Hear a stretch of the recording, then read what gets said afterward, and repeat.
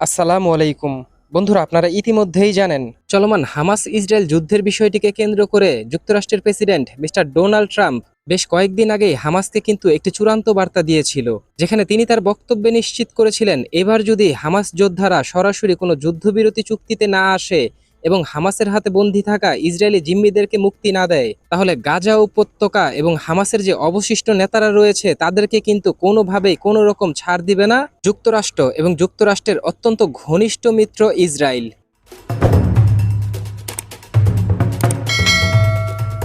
এখন দেখুন, যুক্তরাষ্ট্রের প্রেসিডেন্ট মিস্টার ডোনাল্ড ট্রাম্পের এমন বক্তব্যের সাথে কিন্তু তৎকালীন সময় সুর মিলিয়েছিলেন ইসরায়েলের বেশ কয়েকজন বড় মাপের রাজনীতিবিদ সহ উচ্চপদস্থ বেশ কিছু সামরিক নেতা এবং মন্ত্রী।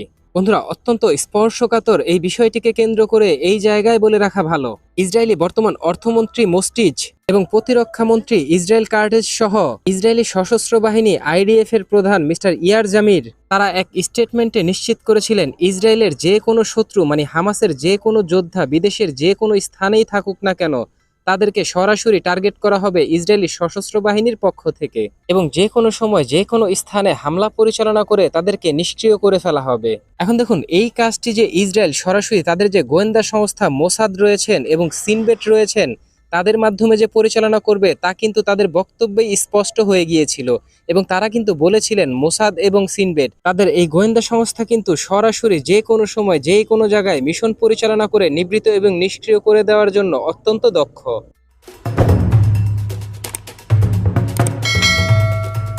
বন্ধুরা, অত্যন্ত স্পর্শকাতর এই বিষয়টিকে কেন্দ্র করে এই জায়গায় বলে রাখা ভালো, গত 2 দিন আগে মানে 8ই সেপ্টেম্বর হামাসের পক্ষ থেকে তারা এক বিবৃতিতে নিশ্চিত করেন যুক্তরাষ্ট্রের মধ্যস্থতায় ইসরায়েলের সাথে যুদ্ধবিরতি চুক্তি করতে তারা আগ্রহী। এখন দেখুন, যুক্তরাষ্ট্রের প্রেসিডেন্ট মিস্টার ডোনাল্ড ট্রাম্প তিনি কিন্তু বলেছিলেন হামাসের হাতে বন্দী থাকা ইসরায়েলি সকল জিম্মিকে মুক্তি দিতে হবে, বিনিময়ে ইসরায়েলি কারাগারে থাকা যেই হামাস যোদ্ধা সহ যে ফিলিস্তিনের মানুষরা রয়েছে তাদেরকে কিন্তু মুক্ত করে দেয়া হবে। তবে যুক্তরাষ্ট্রের পক্ষ থেকে কিন্তু নিশ্চিত করা হয়নি হামাসের হাতে জিম্মি থাকা কতজন জিম্মির বিনিময়ে কি পরিমাণ ইসরায়েলি কারাগারে বন্দী থাকা মানুষদেরকে মানে ফিলিস্তিনিদের মানুষদেরকে মুক্তি দেওয়া হবে সেই বিষয়ে কিন্তু স্পষ্ট কোনো বিবরণ দেওয়া হয়নি যুক্তরাষ্ট্রের পক্ষ থেকে অথবা ইসরায়েলের পক্ষ থেকে। এখন দেখুন, অস্পষ্ট থাকা এই যুদ্ধবিরতির প্রস্তাবকে আরো সুস্পষ্ট করে তুলতে যুক্তরাষ্ট্রের সাথে একটি গুরুত্বপূর্ণ বৈঠক করতে কিন্তু কাতারে জড়ো হয়েছিলেন বিশ্বের বিভিন্ন দেশে অবস্থান করা হামাসের যে উচ্চ পর্যায়ের নেতাকর্মীরা রয়েছেন তারা তারা কিন্তু বিশ্বের বিভিন্ন দেশ থেকে এই কাতারে এসে জড়ো হয়েছেন যুক্তরাষ্ট্রের মধ্যস্থতায় নতুন করে যুদ্ধবিরতি চুক্তি করার জন্য।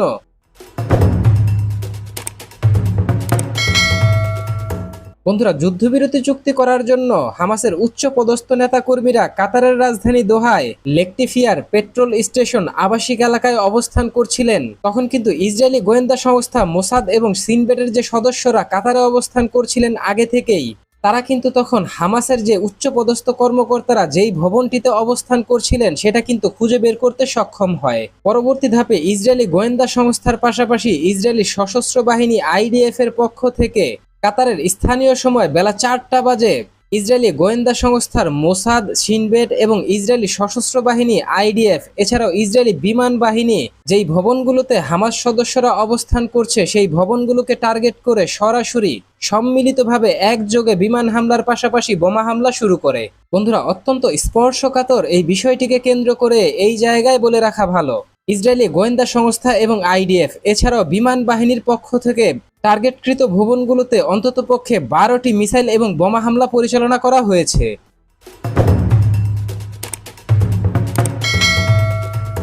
বন্ধুরা, অত্যন্ত স্পর্শকাতর ইসরায়েলি এই ন্যাক্কারজনক হামলার বিষয়টিকে কেন্দ্র করে এই জায়গায় বলে রাখা ভালো, হামাসের পক্ষ থেকে গাজা উপত্যকার যুদ্ধ বন্ধে যুদ্ধবিরতি চুক্তি আলোচনায় যিনি নেতৃত্ব দিচ্ছিলেন তিনি হচ্ছেন খালিদ আল হাইয়া। দেখুন, এই যে খালিদ আল হাইয়া তিনি কোনো সাধারণ কোনো হামাস সদস্য নয়, তিনি হচ্ছেন বর্তমানে হামাসের যে 5 সদস্যের নেতৃত্ব পরিষদের অন্যতম গুরুত্বপূর্ণ একজন সদস্য।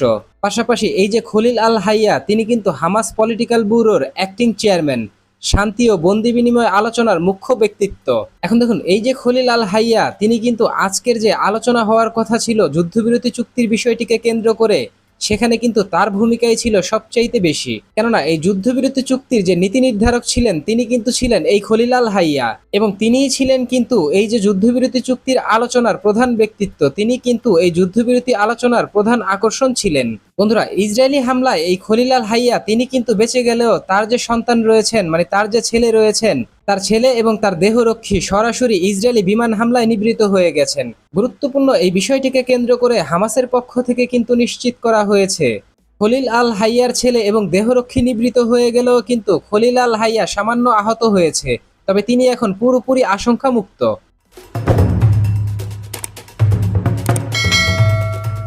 বন্ধুরা, কাতারের রাজধানী দোহায় ইসরায়েলি বিমান হামলায় 2004 সাল থেকে 2017 সাল অবধি হামাসের পলিটিক্যাল ব্যুরোর প্রধান হিসেবে দায়িত্ব পালন করা হামাসের অত্যন্ত গুরুত্বপূর্ণ একজন সদস্য খালেদ মাশাল কিন্তু সরাসরি নিষ্ক্রিয় হয়ে গেছেন। এছাড়াও ইসরায়েলি এই বিমান হামলায় হামাসের আরেকজন অত্যন্ত গুরুত্বপূর্ণ সদস্য নিজের আওয়াদাল্লাহ সরাসরি ঘটনাস্থলে নিষ্ক্রিয় হয়ে গেছেন, যিনি কিন্তু ছিলেন হামাসের প্রতিষ্ঠাতা আহমেদ ইয়াসিনের অত্যন্ত ঘনিষ্ঠ আস্থাভাজন একজন ব্যক্তি। এখন দেখুন, কাতারের অভ্যন্তরে ইসরায়েলের অত্যন্ত বর্বরচিত বিমান হামলায় কিন্তু সরাসরি হামাসের 4 জন অত্যন্ত গুরুত্বপূর্ণ সদস্য নিষ্ক্রিয় হয়ে যাওয়ার সাথে সাথে কাতারি একজন নিরাপত্তা কর্মী বেসামরিক নাগরিকও কিন্তু সরাসরি নিষ্ক্রিয় হয়ে গেছেন ইসরায়েলের এই অতর্কিত ভয়াবহ বিমান হামলায়।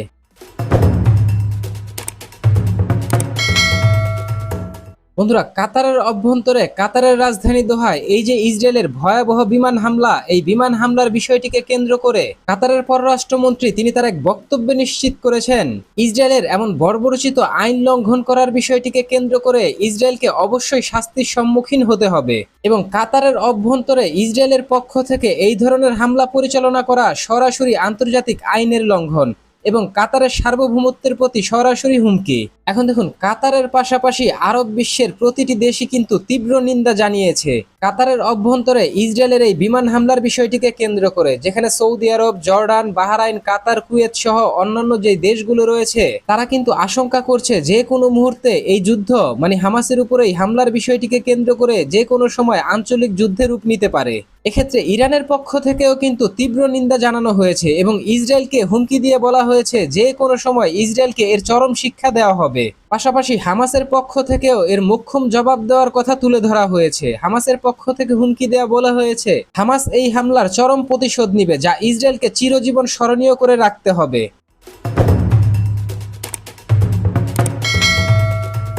এখন দেখুন, হামাস এবং ইসরায়েলের মাঝে চলমান যুদ্ধ নিরসনে যেই মধ্যস্থতাকারী দেশটি ছিল তা কিন্তু ছিল সরাসরি যুক্তরাষ্ট্র। যুক্তরাষ্ট্রের প্রেসিডেন্ট মিস্টার ডোনাল্ড ট্রাম্প। তবে ডোনাল্ড ট্রাম্পের পক্ষ থেকে কিন্তু এই হামলার বিষয়টিকে কেন্দ্র করে বড় কোনো প্রতিক্রিয়া জানানো হয়নি বা এখনো অবধি কোনো বিবৃতি দেওয়া হয়নি। তবে কাতারের অভ্যন্তরে ইসরায়েলের এই ভয়াবহ বিমান হামলার বিষয়টিকে কেন্দ্র করে হোয়াইট হাউসের একজন মুখপাত্র তিনি তার বক্তব্যে বলেছেন ইসরায়েলের পক্ষ থেকে এই ধরনের হামলার বিষয়টিকে কেন্দ্র করে ইসরায়েল কিন্তু যুক্তরাষ্ট্রকে কোনো ধরনের তথ্য প্রদান করেনি এবং আগাম কোনো কিছুই জানায়নি। এখন দেখুন, যুক্তরাষ্ট্র যে অত্যন্ত সূক্ষ্ম কৌশলে এই ছোট্ট একটি স্টেটমেন্টের মাধ্যমে সম্পূর্ণ দায় সারার চেষ্টা করছে তা কিন্তু এখন সুস্পষ্ট হয়ে গেছে।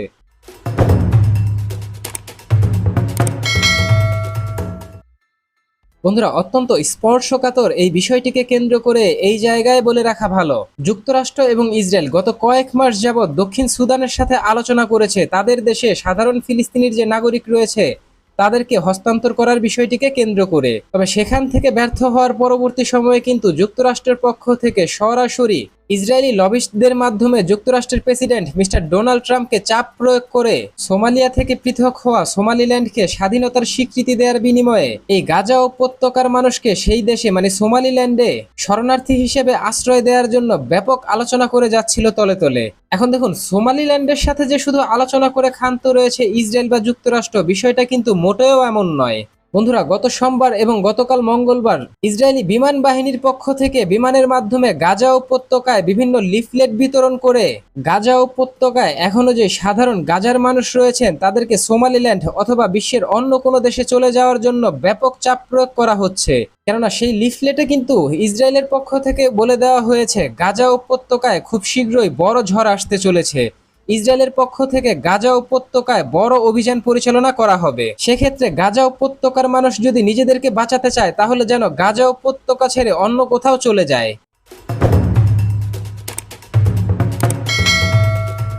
তো বন্ধুরা, ইসরায়েলি আইডিএফ প্রধান এবং ইসরায়েলি সশস্ত্র বাহিনীর প্রধান মানে প্রতিরক্ষা মন্ত্রী, এছাড়াও ইসরায়েলি অর্থমন্ত্রী এবং প্রধানমন্ত্রী, তারা যে বেশ কয়েকদিন যাবৎ গাজা উপত্যকার বিষয়টিকে কেন্দ্র করে হামাসের উচ্চ পদস্থ কর্মকর্তাদেরকে হুমকি দিয়ে আসছিলেন তারা বিশ্বের যে কোনো দেশেই পালিয়ে থাকুক না কেন ইসরায়েলি সশস্ত্র বাহিনী এবং ইসরায়েলি গোয়েন্দা সংস্থা তাদের খুঁজে খুঁজে নিষ্ক্রিয় এবং নিবৃত করে ফেলবে। তা কিন্তু এবার ইসরায়েল যুক্তরাষ্ট্রের সহযোগিতায় গাজা উপত্যকার যে হামাস সদস্যরা রয়েছেন বিশ্বের বিভিন্ন দেশে ছড়িয়ে ছিটিয়ে তাদেরকে এইভাবে নিবৃত করে ফেলা এবং নিষ্ক্রিয় করে ফেলা কাতারের ভেতরে এ সম্পর্কে আপনি কি ভাবছেন? পাশাপাশি কাতারের সার্বভৌমত্ব লঙ্ঘন করে কাতারের অভ্যন্তরে এইভাবে ভয়াবহ বিমান হামলা করা এবং যুক্তরাষ্ট্রের পক্ষ থেকে এইটা বলা যে আমরা এই সম্পর্কে কোনো কিছুই জানি না, যুক্তরাষ্ট্রকে ইসরায়েল এই ধরনের হামলার বিষয়ে কোনো ধরনের তথ্য প্রদান করেনি, এ সম্পর্কে আপনি কি ভাবছেন? এবং মধ্যপ্রাচ্যের দেশগুলোতে আঞ্চলিক যুদ্ধ ছড়িয়ে পড়া এছাড়াও ইসরায়েলের উপর প্রতিশোধমূলক ইরানের পক্ষ থেকে কি ধরনের অভিযান পরিচালনা করা হতে পারে এ সম্পর্কে আপনি কি ভাবছেন? আপনার গুরুত্বপূর্ণ মতামতটি জানিয়ে দিন কমেন্ট বক্সে। আমাদের ভিডিওটি ভালো লাগলে আমাদের সমর্থন করতে ভিডিওটিতে লাইক, কমেন্ট, শেয়ার এবং চ্যানেলটিকে সাবস্ক্রাইব করে সঙ্গে থাকুন। ধন্যবাদ।